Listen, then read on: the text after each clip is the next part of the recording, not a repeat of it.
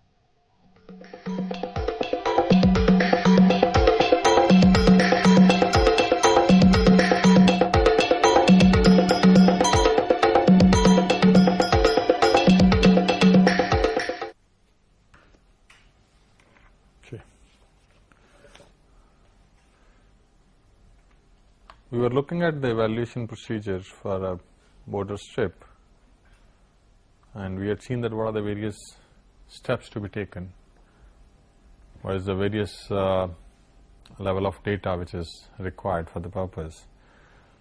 Let's look at the various analysis component, what we do with this data, how we can make use of this data which has been collected from the border strip or a set of border strips which have been used from the actual area. To do that, I think it will be quite appropriate if we take a sample example and go through that sample example, which will also give us some in-depth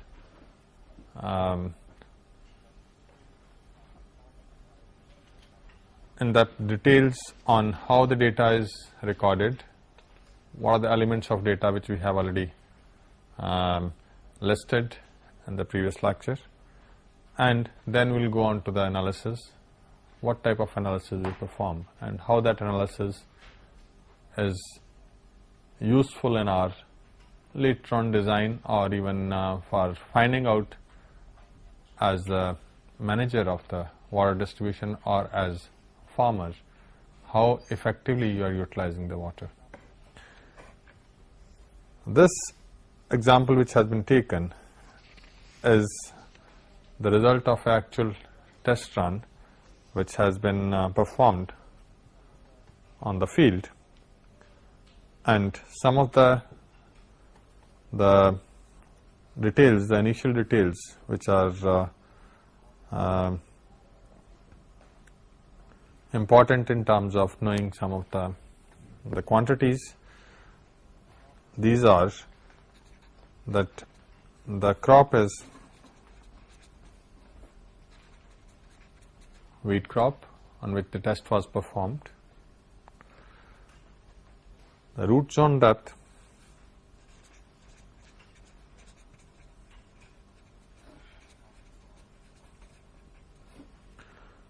of this crop is 1.8 meters.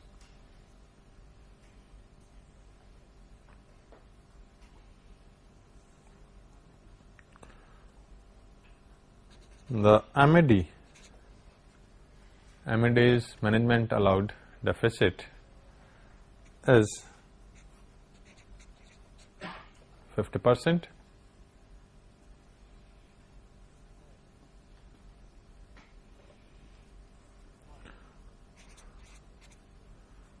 And the soil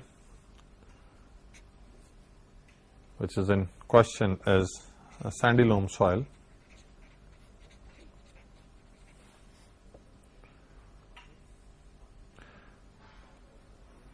For this soil, it has been found that the available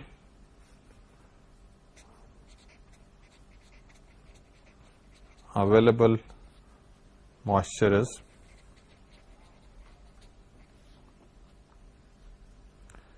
124 millimeters per meter depth. Okay.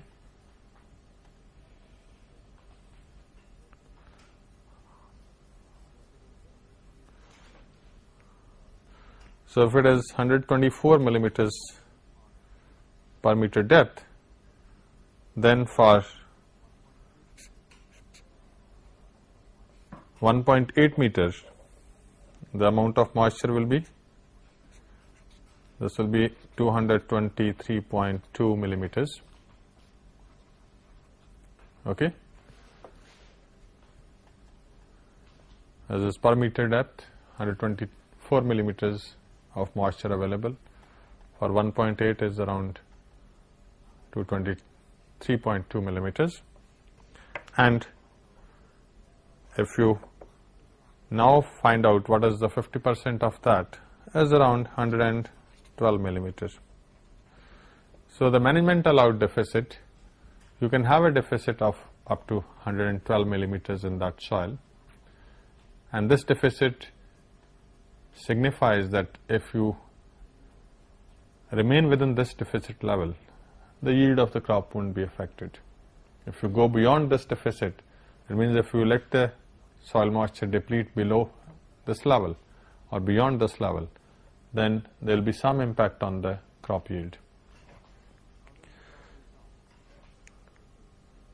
The other data which is given here is that the SMD, the actual soil moisture deficit, which was prevailing at that time when the irrigation was done, is only 73.6 millimeters. Okay.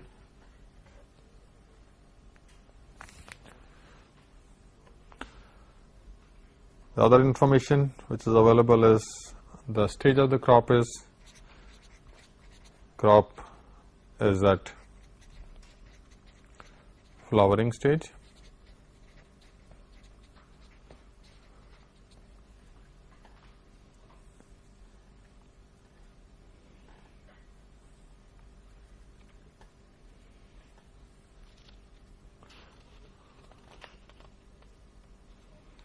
With this initial data,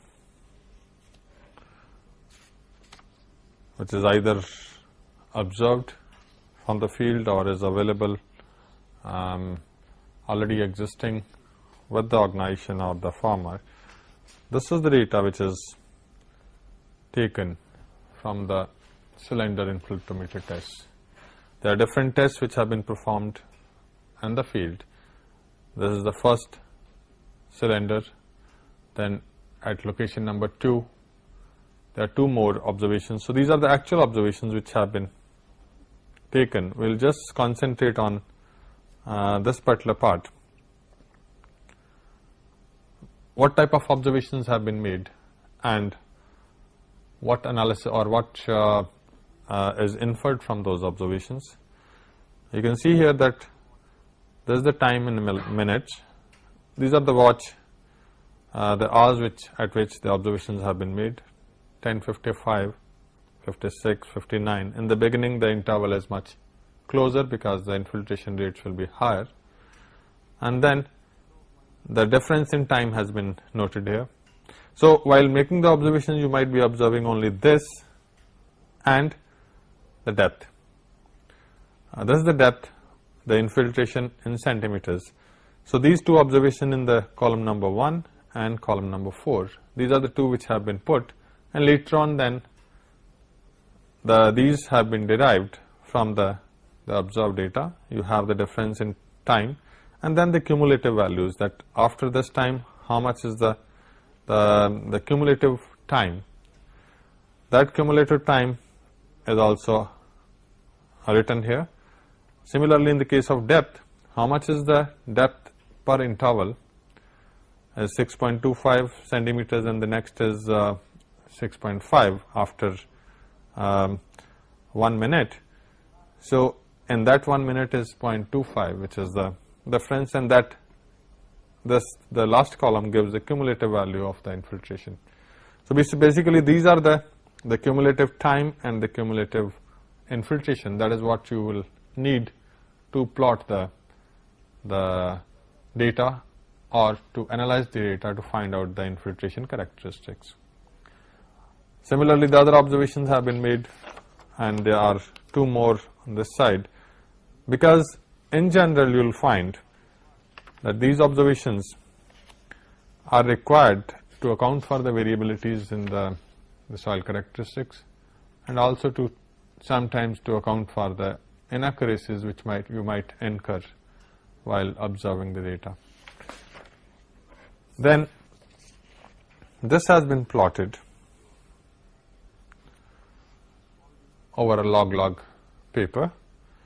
All these 4 cylinder tests, the infiltrometer test data has been plotted, and these are the numbers, number 1, number 2, number 3 and number 4 samples which have been taken, and that those are plotted, the time versus cumulative depth. Now you will see that all these are quite different in terms of the scatter. These 4 different samples are giving quite different values. That's the reason that you will need to arrive at some average value. So the typical value has been interpolated.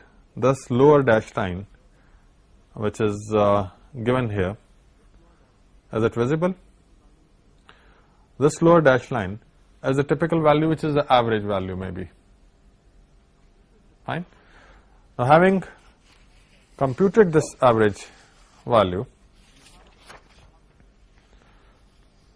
you have the characteristics, the infiltration characteristics available with you for that representative area or for that particular field.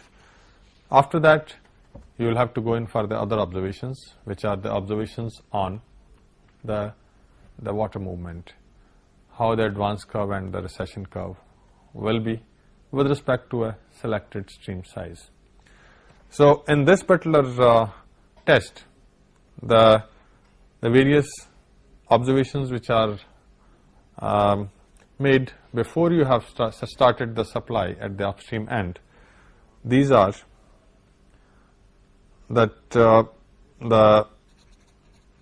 border width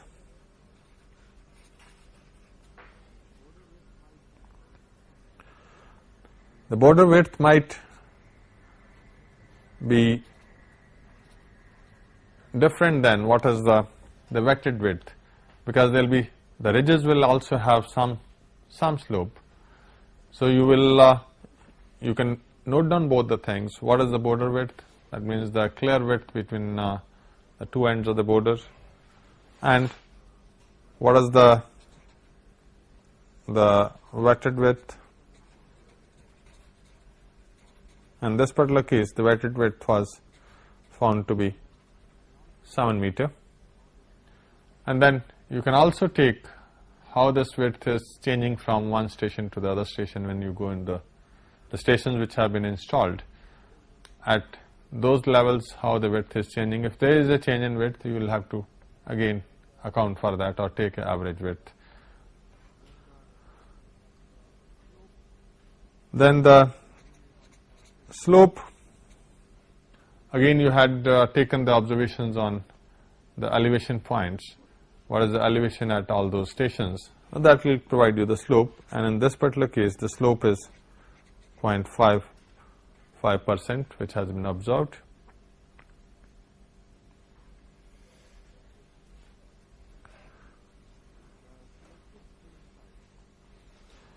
The selected stream size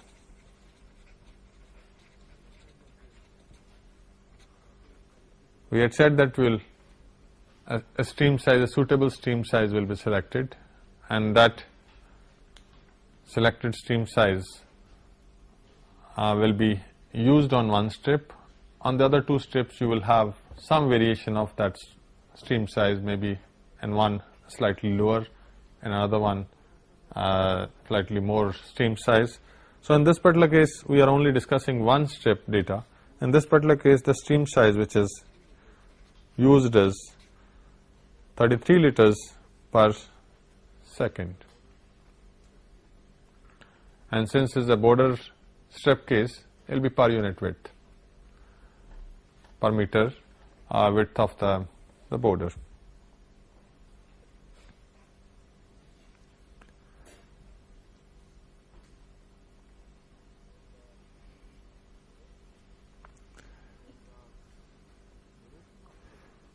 Then the duration of irrigation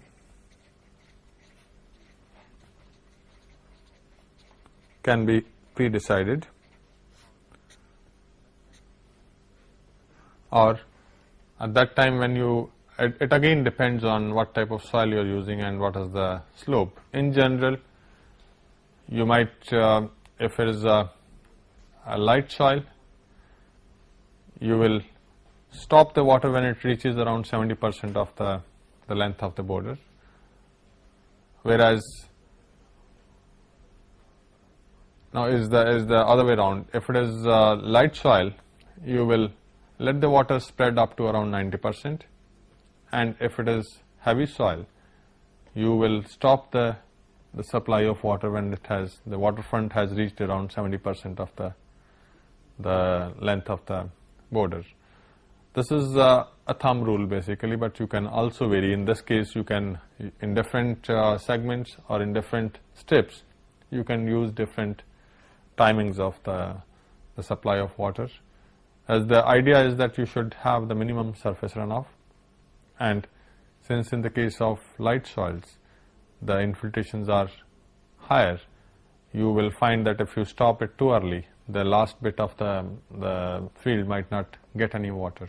So it is a function of, along with the stream size, is also a function of the slope and the soil type. In this particular case, the irrigation has been done for 88 minutes. And the data, the other data which has been recorded is, again, this is the data which has been, we'll see, you can concentrate on this segment first. This is the first segment. These forms are pre-designed forms which can be used, which I was referring to in the last lecture, that the pre-designed forms can be used, which can reduce the inaccuracies because of the recording of the data. So here you can again see that this is the watch hours, what hours the readings have been made, and this gives the at a different these are the stations which are 30 meters apart, which we have installed on this particular border strip. In this case, in this example, the border strip is 255 meters long. So that you can see here that 0 meters is the first station, then the next is 30, 0 plus 30, 60, 90, and this is 1 plus 20, that means 120 meters, 150 and so on. Now, what we are recording is that at what time the water reaches each individual station. So this is the time when you have started the supply of the water. At the next station, the water has reached at 59 minutes. At the next station, it has reached at 11:12, and so on. So what you can find in turn is that what is the time taken between the two intervals, there is a difference, and then the cumulative value also can be recorded.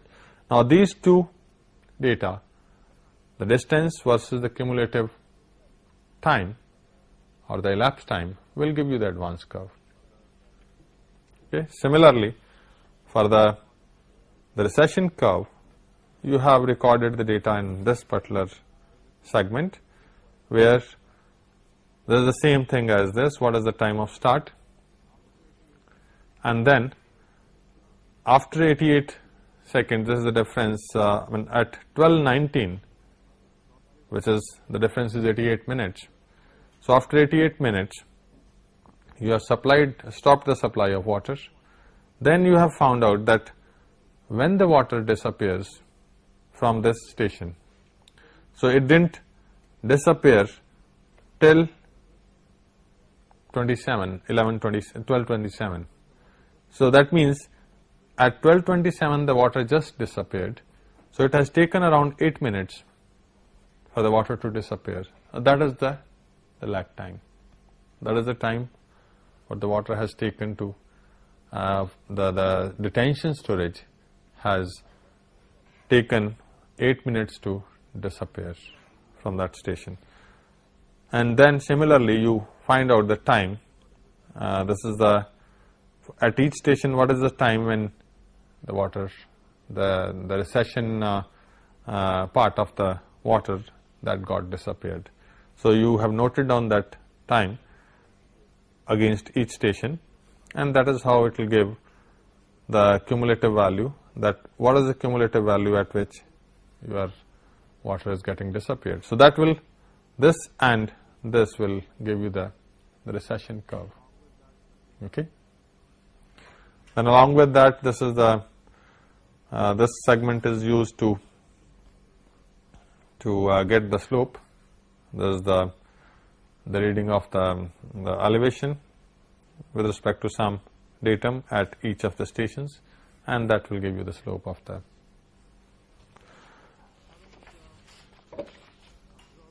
Having observed these basic data, then the data is plotted, and this is a plot of the data, the same data, the way it has been plotted. You can see here that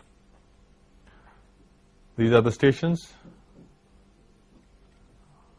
Station number at 0, this is the upstream end, and this is the downstream end, and the total length is coming up to here, somewhere here.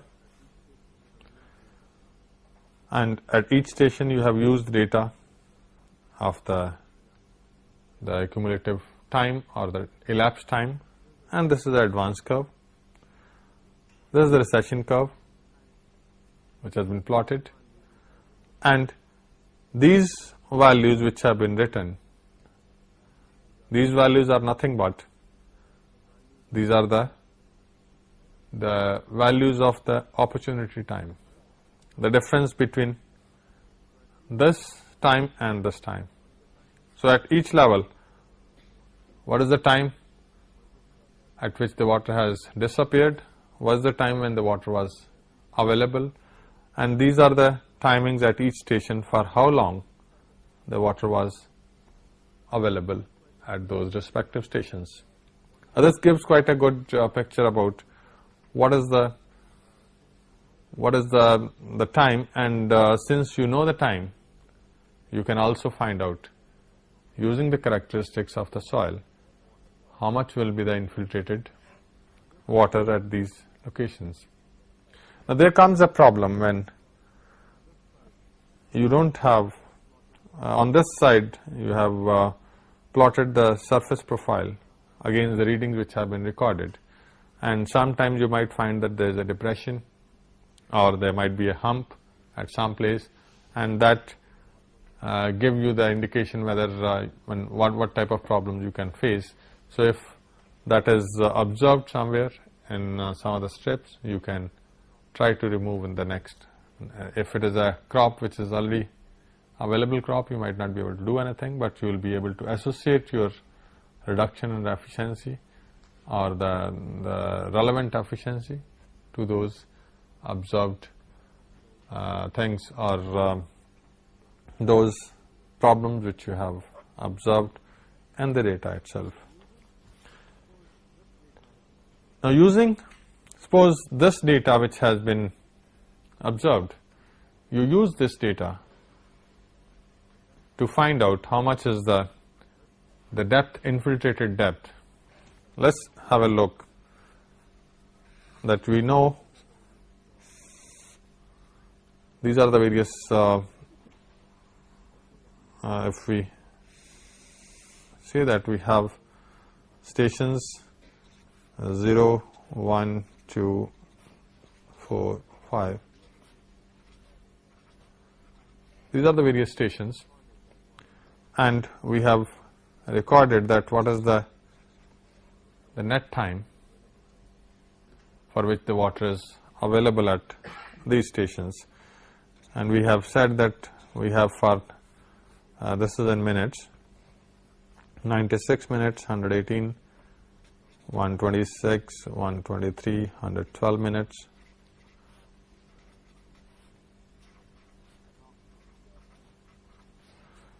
Now,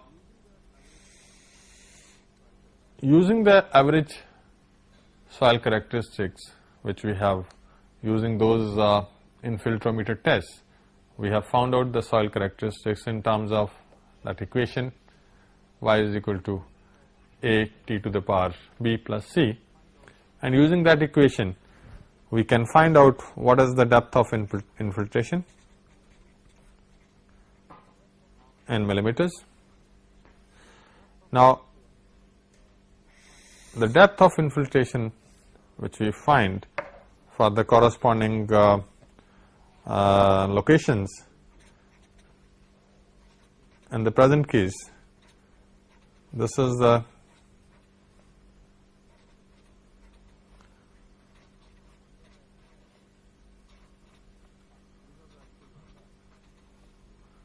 these are the actual values which you derive by using that infiltration curve characteristics, that this much is the depth which can be infiltrated depending on the time which you have observed at this location using the actual data. Now, here if I try to take the average depth, because in each of these cases when we have the various stations, we have said that this is the advance and recession curve. At each one location we are finding out how much is the infiltration time, and at each of these locations we are having a value which is only a single value. So, if we assume that this part is representative of this segment, we can always take an average of the previous and this one, and that is what is being represented by this segment. So, that way you can take the average, and those averages you can note down at this location. This is just trying to reduce the impact of discretization. You are taking the individual values. So, if you take the averages, you will get some average value for all these different segments which are 30 meters each, and then you can take the overall average, the average depth for the total length, which is 255 meters, comes out to 97.6 millimeters. Using this data, the average, if you take the average depth, these are the actual depths for example, in this particular case, you will find that between this and this, the average will be 80, between this and this it will be 86.25, and so on. So, if this 80 is representing the first 30 meters, then you can find out that for the total segment for the total length of 255 meters, the average works out to be 97.6 millimeters. And if you take, we are also trying to look at another, if you see here, we are trying to find out that if the length would have been 210 meters only, then what will be the, because in this segment you can see it's quite obvious that the distribution will be really very poor, because the time of infiltration is very low. So if you go beyond this segment up to here, you still have these two curves are not trying to converge. The opportunity time is still quite reasonable. We'll have to check that, because we might ultimately find that even this length is not sufficient. You might have to choose a length which is another 30 meters on this side. So that is where you can make various options, and let's try to make a option that if we select 210 meters of the border length, what will be the average depth which will get using this the soil, typical soil characteristic curve which we have assumed, or which we have selected from those 4 samples. You will get a depth of 105.7 millimeters. So these two depths are the ones which you are getting from the data which you have observed. Now at this juncture, it will be quite worthwhile to check, are these depths, because this depth is totally constrained. This depth which you are finding out is totally constrained with the fact that whether the soil properties or the soil characteristic curve which you have obtained is reasonable or not, because the range was so much. If you again have a look on this, the range is too big. So you have to justify, you have to have a in-depth study of that characteristics, whether the selected characteristics are reasonably representative of the area or not. So to do that, we make a analysis depending on how much volume has been sent to the strip, how much volume. We do some analysis on the basis of the supply of water. We know that we have stream size which is 33 liters per second. Okay. We also know that the wetted width of the border is 7 meter, and we also know the time of application. So the width is known, the time of application is known. This is 88 minutes. Using this, if you want to find out what is the volume and convert that volume into the equivalent depth, that depth will be the depth if you use 255 meters length, because it will be a function of what length you are using. So if you use 255 meters length, this volume will work out to be 33 liters per second, and these are the 88 minutes seconds divided by the area, and this will work out to be 97.6 millimeters.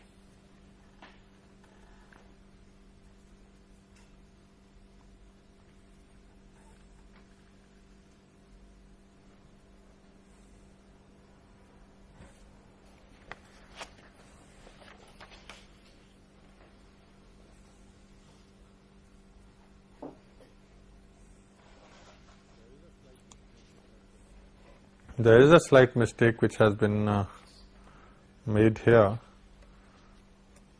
in giving you this information. This is not my fault. This is not 97.6 millimeters. This is a value which is less, is 73.2 millimeters. And this is also accordingly, this is a value which will be the value which is after the adjustment has been made. So it is observed here at this juncture that because it cannot be, if you look at these values, it cannot be 97.6, the average value. This average value has to be lower, and looking at these values also is 60, 42, 17, and there are some higher values. So the average is around 73.2. Okay. Now this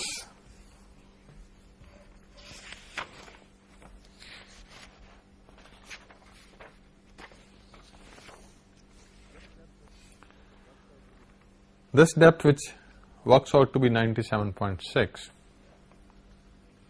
is, if you try to visualize what is this depth, this is the average depth depending on the fact that you have, depending on how much water has been sent to the strip, how much volume of water has been sent to the strip.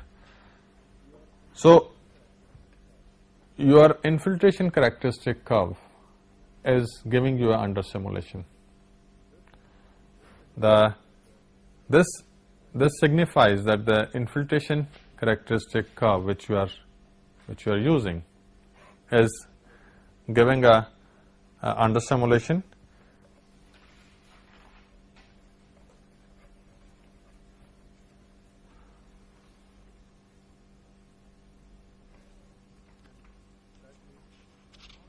and that needs an adjustment. How you adjust that? Because even if you look at, there will be some surface runoff, there will be some other losses also. This 97.6 is corresponding to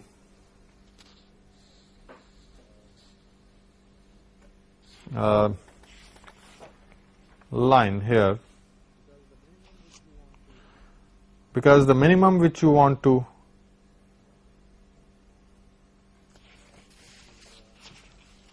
send, if you find out what is the, where is that gone?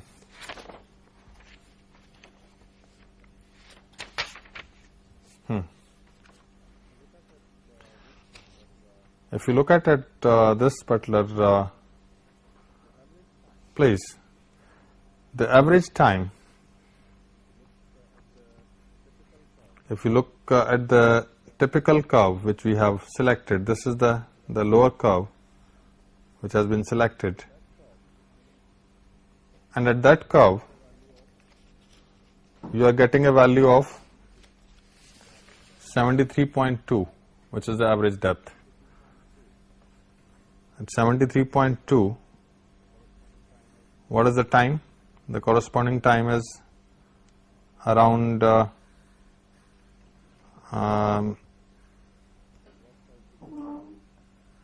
it works out to be around 96 minutes. So if I take a value, the average depth, which is 73.2, which I have found out from here, that this is the average depth which I was getting. If I use this typical curve, which I have found out on the basis of the average data, or on the basis of the actual data, I have found out an average curve, and I am not sure whether that average curve is still representative of the total area or not. To verify that, I went to the volume basis. I have found out that that volume will create how much depth on the average. So in this situation, if I find out that 73.2 depth, how much time it takes to get me the 73.2 depth is around 96 minutes. Now for that 96 minutes,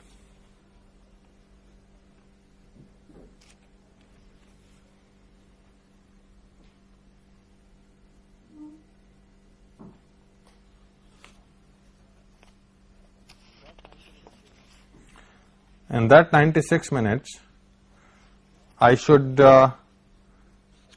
get a depth with respect to the volume or with respect to the stream size which has been selected. I should have got a depth of 97.6 centimeters. So I take this point to a level which gives me a cumulative depth for the same time, which is equivalent to around 97.6 millimeters. So I shift this curve up and then I draw a line parallel to the previous typical curve. That is how I make the adjustment. I have kept the same slope, but I have changed, I have shifted, I have adjusted the infiltration rate in such a manner that for the same time I get a value at least which is equal to the value which I spread using that average stream size, and that minimum, that average value of depth I should get from that infiltration curve, which should be the representative curve. Having got this adjusted curve, now I try to verify that and I find out how much is the, or in other words, I get a new curve which gives me a, analyzing this particular adjusted curve, I get a new set of values which I analyze for A, B and C and use that curve in turn to find out how much is the, how much will be the depth for these infiltration opportunity times. Okay, so that is what I do here, and I find out what is the change depth. I'll write at this level. The change depth in this particular case is 97.5. At this station it will be 112.5 instead of 85, and then I'll have 117.5, 110 millimeters, 102 millimeters, and 92.5, 77.5, and so on. So these values are the adjusted values or the revised values with respect to the new characteristics, and this I analyze again to find out what is the average depth now. The adjusted average depth, if I take the total length of 255 meters, works out to be 97.6 millimeters. Okay, which is the same now, which is the same as what I have found from the criteria of the stream size by analyzing the volume which has been put onto the total length. At the same time, if I decide to reduce the length, because I know the last segment is quite poorly represented, or the infiltration opportunity time is very low in that. So if I decide to take only 210 meters of the length, this quantity works out to be 105.7 millimeters. This is important because you have seen that how the whole computation changes. So either you have to have a lot of those infiltration tests made and take an average which will be representative of the total, but still it will be much better if you can verify those characteristics, because these characteristics are varying so much in the location of the test, or even otherwise the soil characteristics are so much variable that when you are doing the point test, infiltrometer test is a point test. In fact, we are using a very small area of the total area, which might not be representative, and there can be some other inaccuracies also, because when you are using the infiltrometer test, we have seen that even if you have the double cylinder, the double two cylinders you are using, but still there can be some lateral dispersion. So it can give some values which are not always the representative values. So having you can use the actual test to find out what are the general characteristics, what shape it takes, what slope it takes. That slope might be a representative slope, because the slope will change when you go from one type of soil to another type of soil. That is what is reflecting the rate of change of infiltration. And once you have done that, then you must at least verify how much is the variation, or whether that infiltration characteristic curve which you have arrived at, is it really representative or not. And that is how we do it. That's what we have just gone through. Now, having done this, then the next part is to find out the various efficiencies. And that is what we have.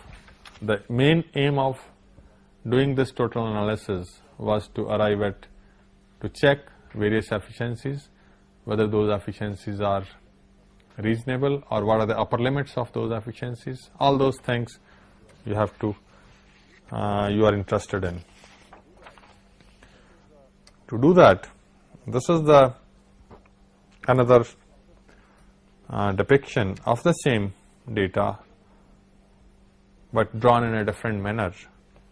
Now here the same thing has been redrawn by taking this as the starting point for every individual value. At each section, how much is the total infiltrated water. We had found out that in the first case this is 97.5 millimeters and so on. So this gives you a depiction that how much is the total water which has been infiltrated at different stations.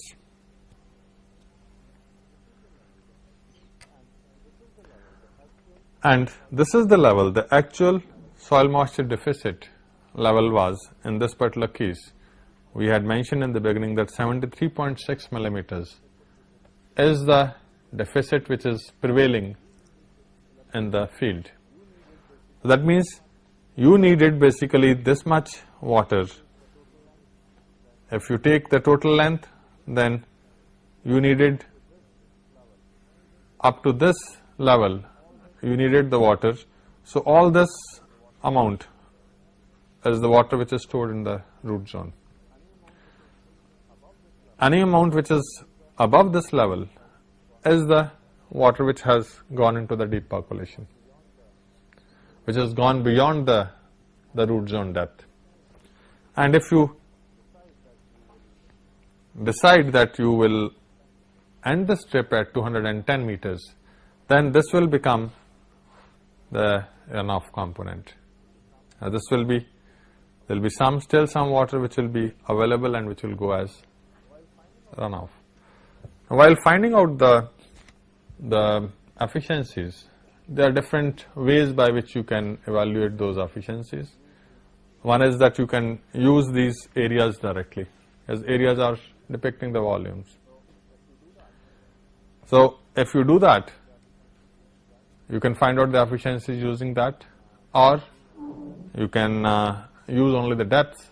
You can find the suitability of these different ways or procedures and they're not giving much different results. The results obtained are almost similar. So if we try to look at what are the various values of these efficiencies, I will, if we note down the areas which are observed, the total curve, under the total curve,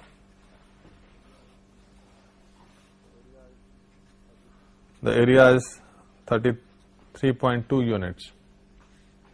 Okay. Either you can have a mesh, or you can use a transparent graph. Anything you can do is, or a graph paper can be used to find out the unit areas, and the unit can be, any unit is immaterial. The runoff is observed to be 3.7 units. I'll just say units, and depercolation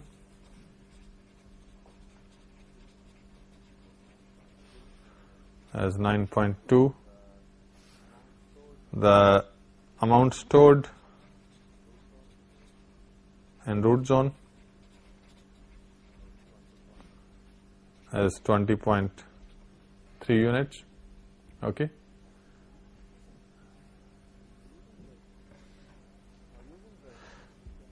Now, using this, you can find out the various efficiencies which we have already discussed earlier. For example, if you want to find out the distribution efficiency,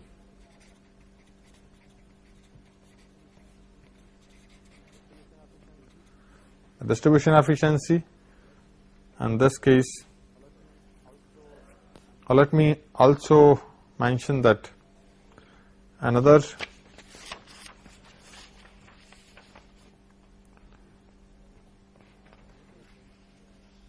if we look at this value 77.5 millimeters, this value is the minimum depth which has been observed up to this particular level, the minimum depth which has been noted down, which is required. For example, in this case, this is 77.5 millimeter is the depth required up to 210. If you take the length of the border up to 210 meters only, then 77.5 is the minimum of the total. At every location, the minimum depth which is required is 77.5. So, with respect to that depth, if you have to achieve that, then you will have to provide some water which is the stored in root zone will be more if you would have got more deficit. Okay. So, in other words, you can also say that the potential value of the efficiency, the application efficiency could have been slightly different if you didn't decide to irrigate the field at this soil moisture deficit level. If you would have allowed the soil deficit to increase to 77.5 millimeter depth, then it was possible to have, because in any case you are getting this much water throughout this length. So, it was possible to achieve a higher efficiency, and the area up to this level of 77.5 millimeters is, that area is between 77.5 and up to that 210 meters level. This area is 21.7. So, this gives you a value which is achievable value, and in that situation the distribution efficiency would have been 21.7 is the depth, which is applied depth, and if you take care of the surface runoff, you are left with, this is the depth which is required, this is the depth which is applied, 33.7.2 minus 3.7 which has gone as the runoff. So if you multiply it by 100, this is 74%. So the distribution efficiency can be worked out from here. Similarly, the application efficiency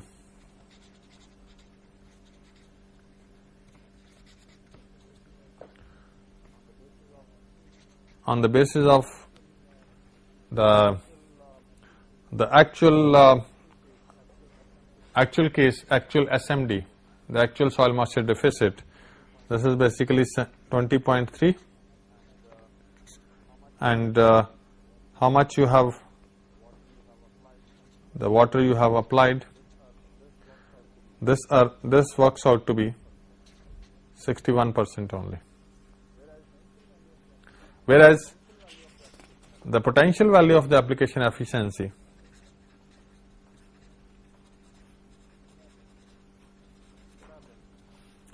could have been